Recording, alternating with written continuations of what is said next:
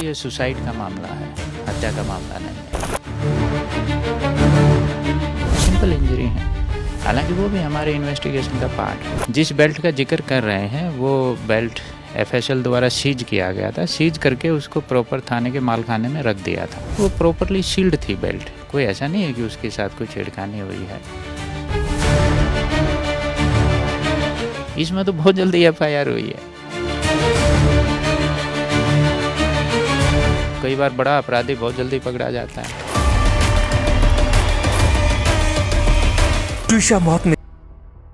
त्विषा की मौत की मिस्ट्री खुदकुशी और मर्डर के बीच एक बारीक लकीर से झूल रही है। धुंध इसलिए ज्यादा इस मामले पर गहरी है क्योंकि कई ऐसे सवाल हैं जो आत्महत्या थ्योरी पर शक पैदा करते हैं, जैसे कि सिलेक्टिव CCTV ही क्यों जारी किया गया, सुसाइड वाले बेल्ट की जांच क्यों नहीं हुई, 12 को मौत हुई तो 3 दिन के बाद FIR क्यों दर्ज हुई, त्विषा की चोट पर पुलिस गोलमोल क्यों थी, विसरा रिपोर्ट से पहले सुसाइड थ्योरी क्यों सामने आई, अगर त्विषा की मौत सामान्य है तो पति समर्थ क्यों फरार है, बहू की मौत के बाद सास को अग्रिम जमानत की इतनी जल्दी क्यों थी। सवाल बहुत हैं लेकिन जवाब जैसे किसी के पास नहीं। भोपाल पुलिस से लेकर बड़े अफसरों तक हर कोई मानो शुरुआत से ही ये साबित करने में लगा है कि दिशा ने आत्महत्या की थी। अब जरा सोचिए, जांच अभी पूरी भी नहीं हुई, विसरा रिपोर्ट तक नहीं आई, लेकिन भोपाल के पुलिस कमिश्नर संजय कुमार सिंह ने पहले ही कह दिया कि ये मामला सुसाइड का है, यानी फैसला पहले ही सुना दिया गया और सबूत बाद में ढूंढे जा रहे हैं। उधर त्विषा के परिवार की वकील सीमा कुशवाहा लगातार पुलिस की कहानी पर सवाल उठा रही हैं। उन्हें सिर्फ जांच पर ही नहीं बल्कि पूरी FIR और कार्रवाई पर भी शक है। उनका कहना है कि इस केस में हर मोड़ पर दिशा की सास का असर दिखाई देता है। सबसे बड़ा सवाल तो ये है कि दिशा का पति समर्थ अब तक पुलिस की पकड़ से बाहर है और दूसरी तरफ उसकी मां गिरिबाला सिंह, जो खुद एक पूर्व जज रह चुकी हैं, उन्होंने पहले ही अग्रिम जमानत लेकर खुद को गिरफ्तारी से बचा लिया। अब ऐसे में लोग पूछ रहे हैं, जब FIR में गिरिबाला सिंह का नाम मुख्य आरोपी के तौर पर दर्ज है तो भोपाल पुलिस ने उनकी अग्रिम जमानत को अब तक हाई कोर्ट में चुनौती क्यों नहीं दी? क्या पुलिस उन्हें गिरफ्तार ही नहीं करना चाहती या फिर पूछताछ से भी बचाना चाहती है? और सबसे चौंकाने वाली बात, त्विषा की मौत के बाद उसकी सास लगातार उसी पर सवाल उठाती रहीं, कहती रहीं कि वो घंटों फोन पर बात करती थी, बिना बताए घर से निकल जाती थी, किसी को कुछ नहीं बताती थी। लेकिन सवाल ये उठता है कि अगर त्विषा में इतनी ही दिक्कतें थीं तो उसके जिंदा रहते हुए आपने कभी उसके परिवार से शिकायत क्यों नहीं की? तब सब चुप क्यों थे? यही वजह है कि ये मामला जितना आसान दिखाया जा रहा है उतना है नहीं।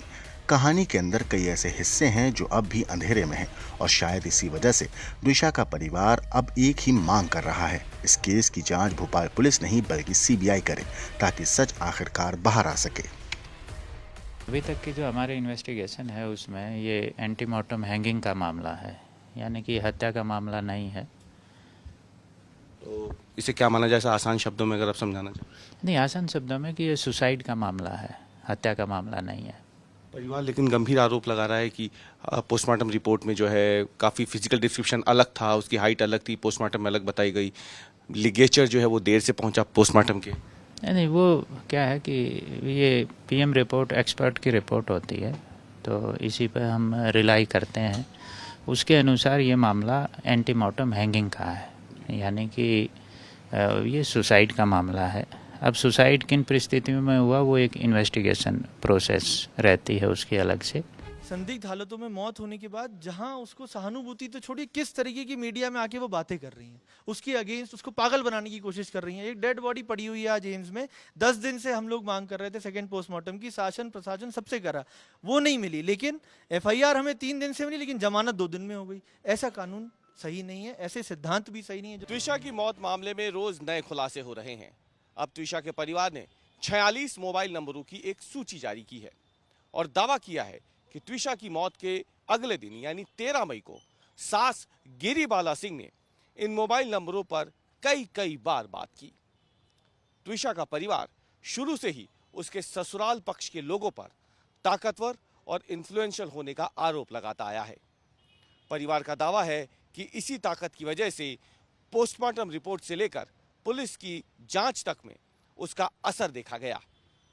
अब देखना यह है कि त्विषा के परिवार ने जो मोबाइल नंबर जारी किए हैं वो जांच की दिशा में कितनी अहम कड़ी साबित होते हैं, क्योंकि ट्विशा के परिवार के वकील ने दावा किया है कि वो इसे लेकर भोपाल की अदालत में याचिका लगाने वाले हैं कि इन नंबरों से जुड़ी हुई हर एक जानकारी पुलिस को उपलब्ध कराई जाए। मैम किससे बात करती थी वो, आप बताएं, देर तक फोन हेडफोन लगा? अभी हम लोग वही निकलवा रहे हैं किससे बात हो रही थी। ब्यूरो रिपोर्ट, क्राइम तक।